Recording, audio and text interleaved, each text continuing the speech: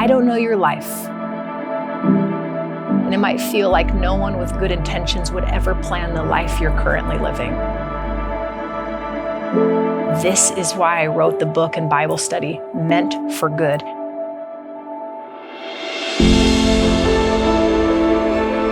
You can trust God's plans for your life. This is truth that we don't just need to know, it's truth we need to experience that will transform our lives. Join me in the adventure of trusting God and saying yes to whatever He might have. Because everything He does is meant for good.